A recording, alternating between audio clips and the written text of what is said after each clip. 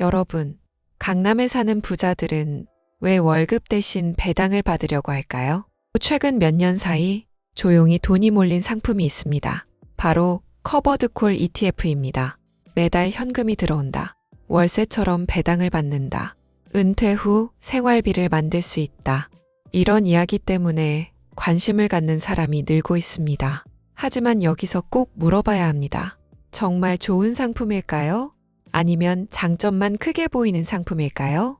오늘은 커버드콜 ETF가 무엇인지, 왜 인기가 있는지, 그리고 투자하기 전에 꼭 알아야 할 점을 쉽게 정리해 드리겠습니다. 안녕하세요. 라디오로 듣는 경제 추월차선입니다. 요즘 은행금리만으로는 만족하기 어려운 시대입니다. 물가는 오르고 생활비는 늘어나고 은퇴 걱정도 커지고 있습니다. 그래서 사람들은 두 가지를 원합니다. 하나는 돈이 불어나는 것, 또 하나는 매달 돈이 들어오는 것. 특히 은퇴를 앞둔 사람일수록 두 번째가 더 중요해집니다. 계좌에 1억, 3억, 5억이 있어도 매달 쓸 돈이 없으면 불안합니다. 그래서 배당주, 리츠, 월배당 ETF, 그리고 커버드콜 ETF에 관심이 몰리는 겁니다. 커버드콜이라는 말은 어렵지만 원리는 생각보다 단순합니다. ETF가 주식이나 지수를 보유합니다.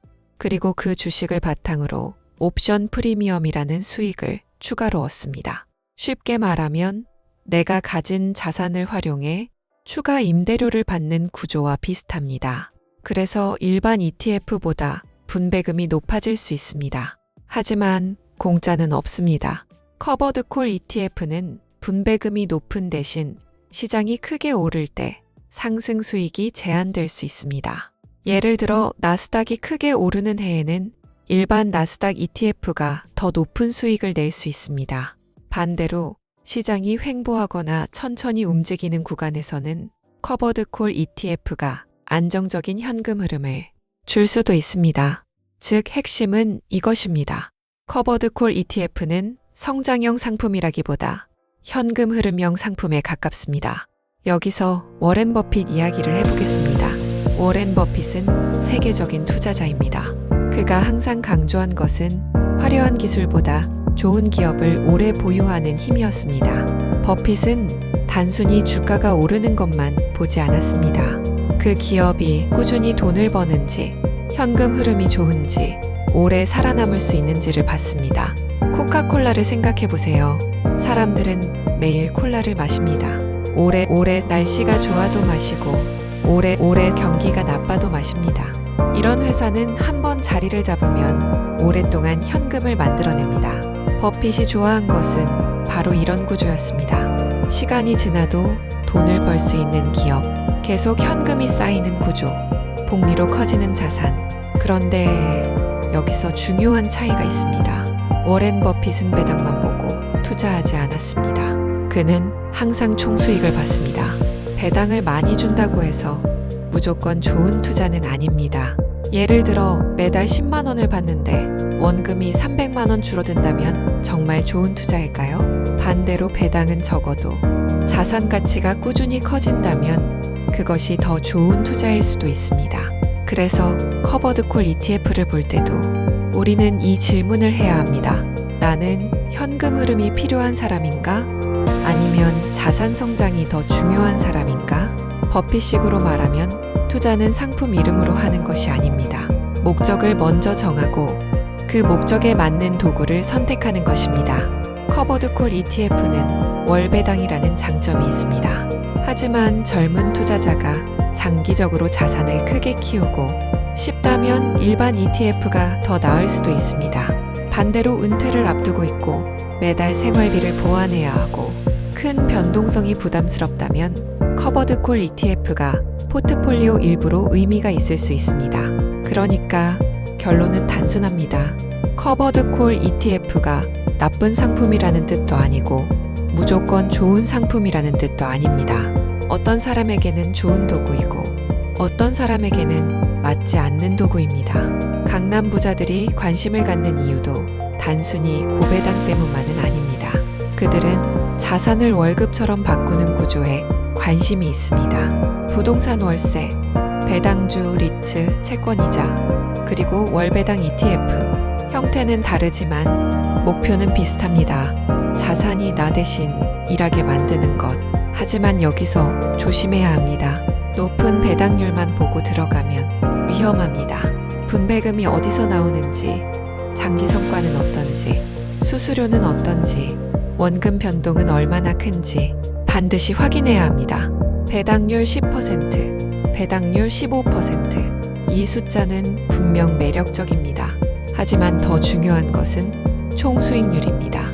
배당을 많이 받아도 원금이 계속 줄어든다면 그건 좋은 현금 흐름이 아닐 수 있습니다. 그래서 투자 전에는 이 세 가지를 꼭 확인하세요. 첫째, 이 ETF가 어떤 지수를 기반으로 하는지. 둘째, 분배금이 안정적인지. 셋째, 장기적으로 원금이 어떻게 움직였는지. 그리고 마지막으로 내 목적을 확인해야 합니다. 나는 매달 현금이 필요한가? 아니면 10년 뒤 더 큰 자산이 필요한가? 이 질문 하나만 제대로 해도 투자 실수는 많이 줄어듭니다. 워렌 버핏이 우리에게 주는 교훈도 결국 이것입니다. 빠르게 부자가 되려고 하기보다 오래 버틸 수 있는 구조를 만들어라. 남들이 좋다고 하는 상품보다 내가 이해할 수 있는 상품에 투자하라. 그리고 수익률보다 먼저 리스크를 이해하라. 커버드 콜 ETF도 마찬가지입니다. 잘 이해하고 쓰면 현금 흐름을 만드는 도구가 될 수 있습니다. 하지만 이해하지 못하고 들어가면 배당이라는 말에 가려진 제한된 상승 수익과 원금 변동을 놓칠 수 있습니다. 투자는 결국 속도가 아니라 방향입니다. 경제 추월 차선이라는 말도 무조건 빨리 달리자는 뜻이 아닙니다. 남들보다 더 빨리 하는 것이 아니라 남들보다 더 분명하게 이해하고 가자는 뜻입니다. 하지만 여기서 한 번 더 생각해 볼 문제가 있습니다. 많은 사람들이 투자 이야기를 들으면 가장 먼저 수익률부터 봅니다. 몇 퍼센트 수익이 났는지, 배당은 얼마나 주는지, 언제 사야 하는지, 언제 팔아야 하는지. 하지만 실제로 자산이 많은 사람들과 이야기해 보면 생각보다 다른 질문을 합니다. 이 자산은 앞으로도 계속 현금을 만들어낼 수 있을까? 내가 일을 하지 않아도 돈이 들어오는 구조인가? 10년 뒤에도 살아남을 수 있는 자산인가? 이런 질문들입니다. 워렌 버핏 역시 비슷했습니다. 사람들은 워렌 버핏을 주식의 신이라고 부르지만 사실 그는 차트 전문가도 아니었고 단기 매매 투자자도 아니었습니다. 오히려 정반대였습니다.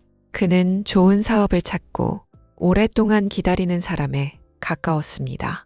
코카콜라를 보유한 것도 애플을 보유한 것도 단순히 주가가 오를 것 같아서가 아닙니다. 그 기업이 앞으로도 돈을 벌 것이라고 믿었기 때문입니다. 그리고 시간이 지나면서 그 믿음은 엄청난 복리의 힘이 되었습니다. 여기서 우리가 배워야 하는 점이 있습니다. 투자는 결국 수익률 게임이 아니라 생존 게임이라는 것입니다. 시장에서 오래 살아남는 사람이 결국 가장 큰 복리를 누립니다. 실제로 많은 사람들이 높은 수익률을 쫓다가 실패합니다. 배당률 15%, 수익률 30%, 고수익 상품, 이런 말에 끌립니다. 하지만 시간이 지나면 원금이 줄어들고 불안해지고 결국 가장 나쁜 시점에 팔게 됩니다. 반면 진짜 부자들은 조금 지루한 자산을 오래 보유하는 경우가 많습니다. 배당주, 우량주, 인덱스 투자, 심지어 현금도 일정 부분 보유합니다. 왜 그럴까요? 그들은 한 번의 대박보다 오랫동안 살아남는 것을 더 중요하게 생각하기 때문입니다. 그래서 커버드 콜 ETF를 바라볼 때도 이 관점이 중요합니다. 배당률이 높다. 매달 돈이 들어온다. 이것도 중요합니다. 하지만 더 중요한 것은 이 상품이 내 인생에서 어떤 역할을 하는가입니다. 은퇴를 준비하는 사람에게는 생활비를 보조하는 역할이 될 수 있습니다. 현금 흐름이 필요한 사람에게는 심리적인 안정감을 줄 수도 있습니다. 하지만 자산을 크게 키워야 하는 사람이라면 다른 선택이 더 적합할 수도 있습니다. 결국 투자에는 정답이 없습니다. 다만 목적은 있습니다. 그리고 그 목적이 분명할수록 실수는 줄어듭니다. 워렌 버핏은 이런 말을 했습니다. 누군가 오늘 그늘에 앉아 쉴 수 있는 이유는 오래전에 누군가 나무를 심었기 때문이다. 투자도 같습니다. 오늘의 배당은 과거의 선택이 만든 결과입니다. 오늘의 자산도 과거의 습관이 만든 결과입니다. 그리고 미래의 현금 흐름 역시 지금 어떤 선택을 하느냐에 따라 달라집니다. 그래서 우리는 상품보다 먼저 자신의 목적을 알아야 합니다. 나는 무엇을 원하는가? 매달 현금 흐름인가? 은퇴 준비인가? 자산 성장인가? 경제적 자유인가? 이 질문에 답할 수 있다면 어떤 ETF를 선택해야 할지도 조금 더 명확해질 것입니다. 투자는 결국 속도가 아니라 방향입니다. 그리고 경제 추월 차선이라는 말도 무조건 남들보다 빨리 달리자는 뜻이 아닙니다. 남들보다 더 빨리 부자가 되자는 뜻도 아닙니다. 오히려 반대에 가깝습니다. 남들이 흔들릴 때 흔들리지 않는 방향을 찾는 것, 남들이 유행을 따라갈 때 원칙을 지키는 것, 남들이 단기 수익에 집중할 때 10년 뒤를 생각하는 것, 그것이 진짜 추월 차선일지도 모릅니다. 그런데 여기서 한 가지 더 생각해 볼 이야기가 있습니다.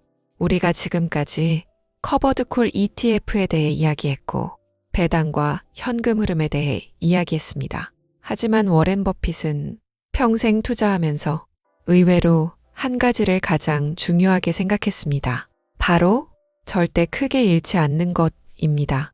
사람들은 워렌 버핏 하면 엄청난 수익률부터 떠올립니다. 하지만 버핏은 늘 수익보다 손실을 먼저 생각했습니다. 그는 투자 원칙을 묻는 질문에 이렇게 답했습니다. 첫 번째 규칙, 절대 돈을 잃지 마라. 두 번째 규칙, 첫 번째 규칙을 잊지 마라. 단순한 말 같지만 이 안에는 매우 중요한 의미가 있습니다. 100만 원을 투자해서 50만 원을 잃으면 다시 원금을 회복하려면 100% 수익이 필요합니다. 하지만 처음부터 큰 손실을 피한다면 복리는 훨씬 강력하게 작동합니다. 그래서 버핏은 좋은 기업을 고르는 것보다 망하지 않을 기업을 찾는데 더 많은 시간을 사용했습니다. 그리고 이것은 우리 같은 일반 투자자에게도 매우 중요한 교훈입니다.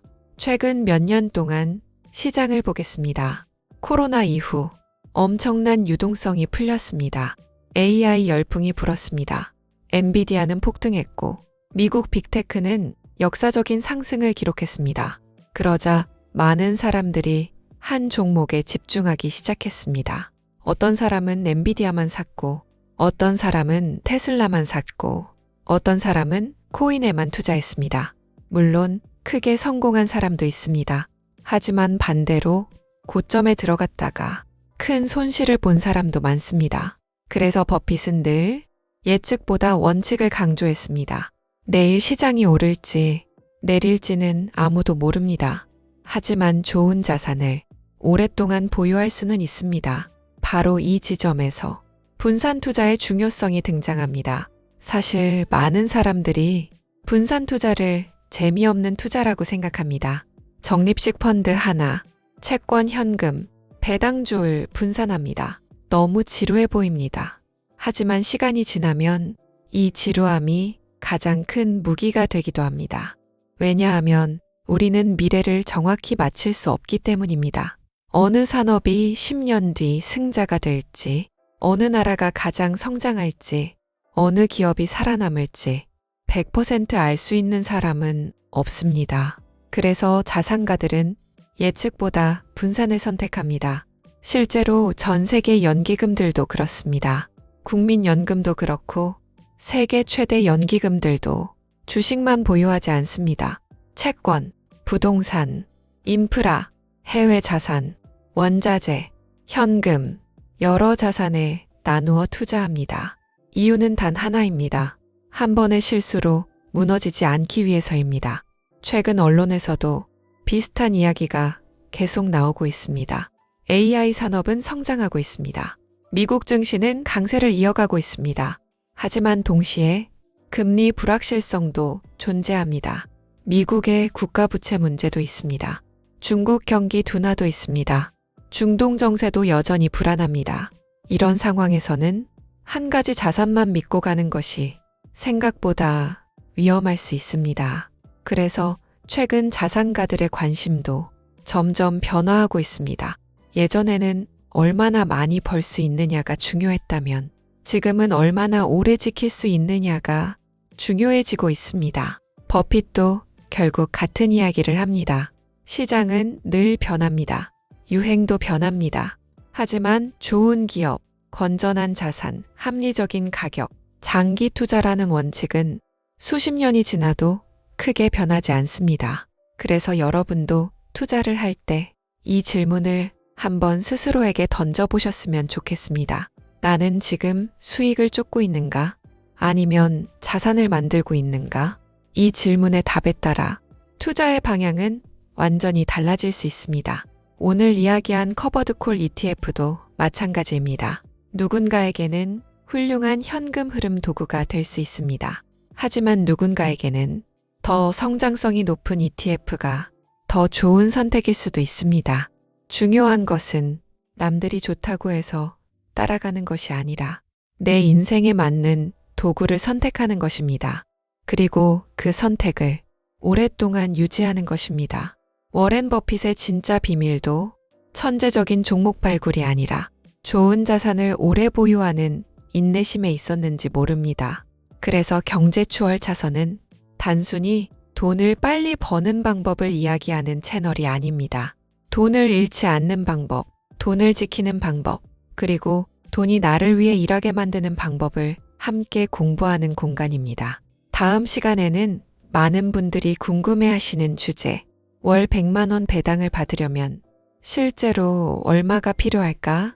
배당률 3%, 배당률 5%, 배당률 8% 각각 현실적으로 계산해 보겠습니다.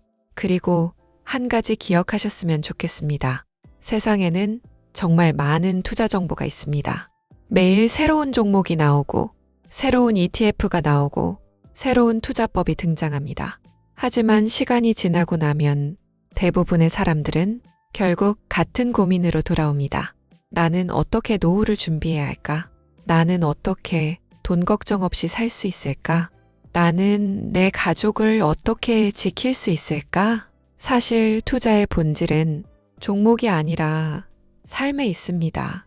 주식을 사는 것도, ETF를 공부하는 것도, 배당을 받는 것도 결국 더 편안한 미래를 만들기 위한 과정일 뿐입니다. 그래서 경제추월 차선은 단순히 수익률을 이야기하는 채널이 아닙니다. 어떤 종목이 오를지 맞추는 채널도 아닙니다. 우리는 돈을 버는 방법보다 돈을 이해하는 방법을 이야기하려고 합니다. 시장이 흔들릴 때도 흔들리지 않는 방법, 남들이 불안해할 때도 내 자산을 지키는 방법, 그리고 언젠가 월급에 의존하지 않고도 내 삶을 선택할 수 있는 방법, 그런 이야기를 하나씩 함께 하려고 합니다.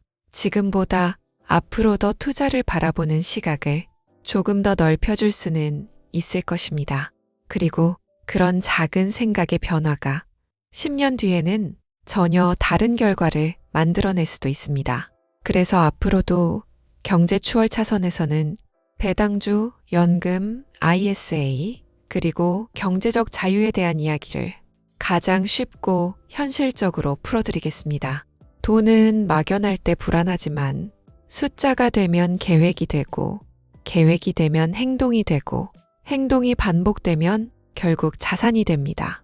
오늘도 여러분의 자산이 조금 더 단단해지는 시간이 되었기를 바랍니다. 다음 시간에는 많은 분들이 궁금해하시는 월 100만 원 배당을 받으려면 얼마가 필요할까?